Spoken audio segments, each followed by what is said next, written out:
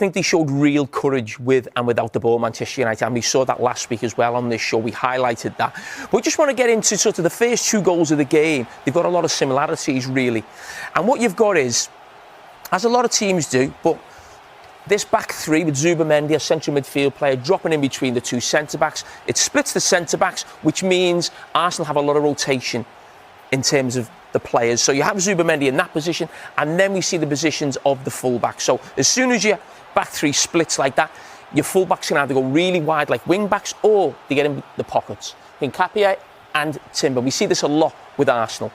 But I just want to have a look at sort of Manchester United and how they sort of dealt with this as well. So as this ball comes across, and this is what I'm talking about with courage. So when Manchester United were in this deep block, you've got players, as I said, between the lines. He now makes us move out wide.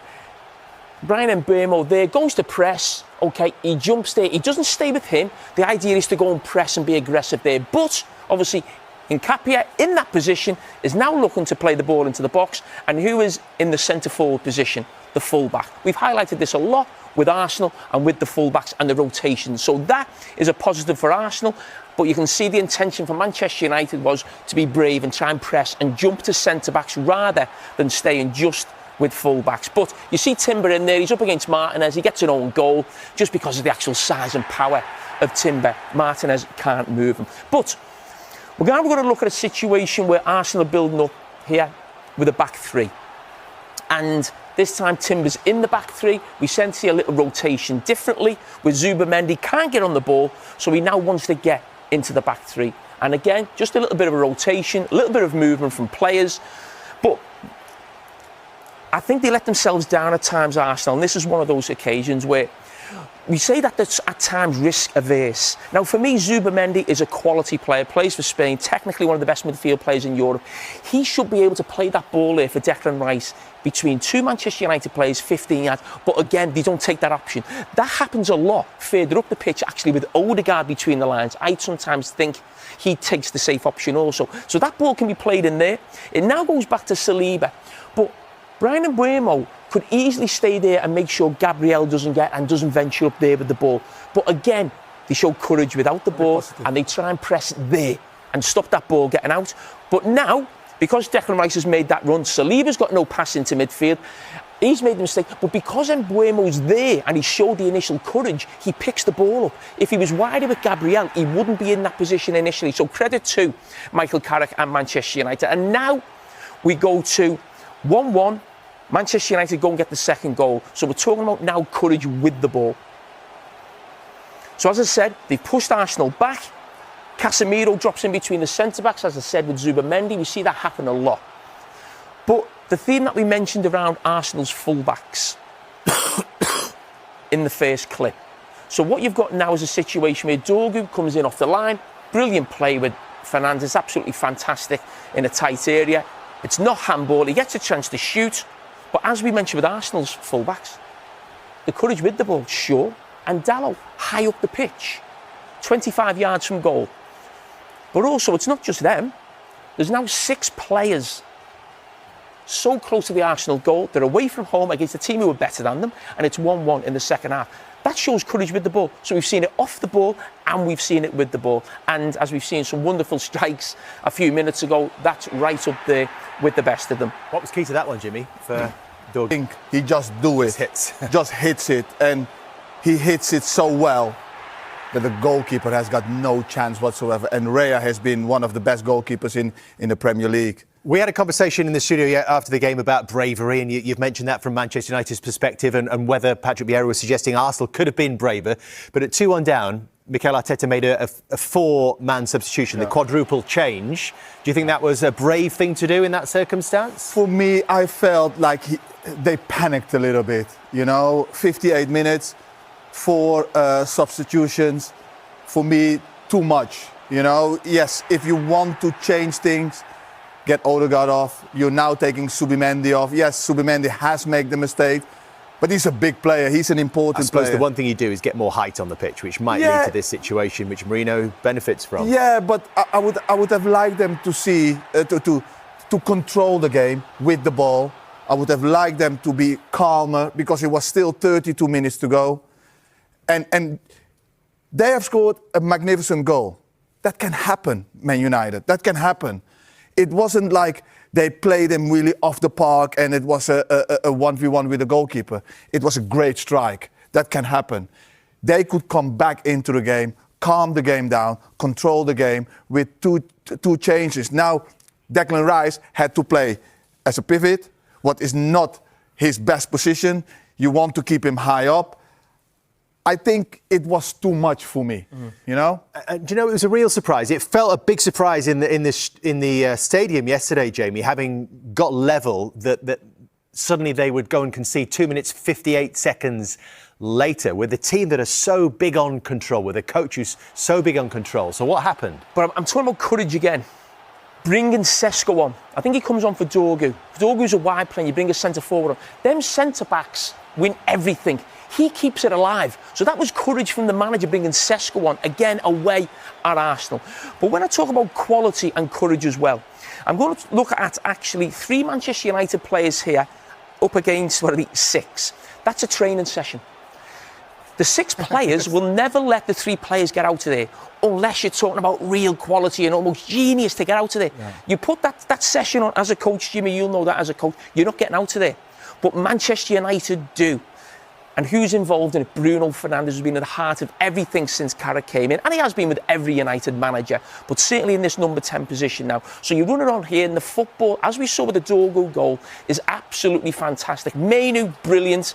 And then Jimmy, take over. That's a Jimmy Hasselbank goal. Look, he does everything so well. You are going in the half turn, and you're now running. You know, you just know. The feeling is there. You just have to hit it with the inside of your foot as hard as possible. Hopefully it hits the park a little bit, it goes even harder, and the goalkeeper has got no chance. And that's what it is. Has the United transformation surprised you, Jamie? Oh yeah, in those 2 games, of course it has. Yeah, because of the nature of the opposition. I didn't think it takes an awful lot to improve Man United because the bar was so low. You know, you're talking about a manager there bringing on Sesko and showing courage. I mean, we were watching Manchester United bring a centre-back off every game and bring a centre-back on. Yeah. You know, we watched them a few weeks ago in this studio against Everton, against 10 men, still staying with the same system. So I think when Ruben Amorim lost his job, I said he's barely shown he's a competent Premier League manager in his time at Manchester United. So for a manager to come in, and Carragher's done brilliant, but to play players in the right position, ask certain things, show courage as Manchester United should, it would improve things, no doubt. But to beat Manchester City, to beat Arsenal away, is beyond his, and I'm sure every Manchester United supporter's wildest dreams. I think it's helped that Steve Holland has come through as well, you know, with Carragher. Someone you work with very closely. Somebody I worked with very closely. What influence will he be having on the team? But Shaw and Maguire has worked with them. So they're seeing him coming through. It's a familiar face. They know how he works. They know what he's like. He will have made them more solid. He will have organised them with Carragher. He will have a game plan. Of course, Amorim will have a game plan as well. But he knows their strengths of those players. And it's for a player to see somebody coming through the door is believable, you know. So it helps. And Sesko, I think that is one of Steve Holland's strengths. It's put Sesko in, put the pressure up there, get the ball as far away from our goal. Let's play in their half. Yes, it's brave, but it's intelligent as well, because they now have to keep a lot of players behind as well. A lot of discussion about Arsenal's attacking prowess as well in the wake of that game. Yes, they scored 2 goals, but again, the forwards didn't contribute to those numbers. And this is their top scoring chart for the season, with Gyökeres and Trossard both with 5. And as much been talked about, own goals is joint 3rd top scorers. So let's have a look at the underlying numbers, and particularly around open play, because we know that Arsenal is so dangerous from set pieces. But there has been a trend with recent champions since these XG numbers have been collected. So over the last 4 seasons, Manchester City twice winning the league and Liverpool winning the league last season with the highest open play XG per game. Manchester City the 2 seasons before with the 2nd highest. Arsenal right now with 1.12 open play XG per game ranks 5th highest in the Premier League. Is that a problem? It is a problem, But it's Will whether it stop Arsenal winning the league? I don't think it will. I still think Arsenal are the best team in this league. They've definitely got the best squad. I mentioned a couple of years ago when Arsenal were going for the league, I'm not sure it gets any better than this for Arsenal. Now, I don't actually think the team's improved since then. The squad has improved. But there's no doubt Manchester City and Liverpool have dropped off. So I actually think this Arsenal team, even though it hasn't improved in the last 2 years, can go on and win the league. I just think they need not to panic the situation that they're in. Go to Leeds next week and get the result that you should get. But the thing I would say is when people look at this, there's a lot of criticism around Arteta. We say he plays with the handbrake on. But listen, there's no problem with that. I've said for years, if he's going to win the league, he's going to win it like Mourinho. He's not going to win it like Pep. That's the way he's going to go about it. Who cares as long as you win? And I still believe they will win. So there's no big deal about the way Arteta goes about it. But what I would say is Arsenal, and I've always felt this would stop them winning the Premier League, but I don't think it will this season. They don't have a genuine superstar at the top end of the pitch. They don't have someone who's going to do what Salah did last season, or what Haaland did for Manchester City, or what a Hazard did for Chelsea. They lack that player. And what's really interesting is halfway through the season, or if you picked it right now, I picked a team of the season so far. When have you ever seen a team at the top of the table who've been top by 6 or 7 points, but if you were picking the best team in the Premier League so far, you wouldn't have one of their players in the front four? That is not normal. That would never happen. The best team in the league would always have at least 1, maybe 2 players in the team of the season, and Arsenal don't have that right now. And that plays into the fact that they don't have a genuine superstar, as I said, at the top end of the pitch.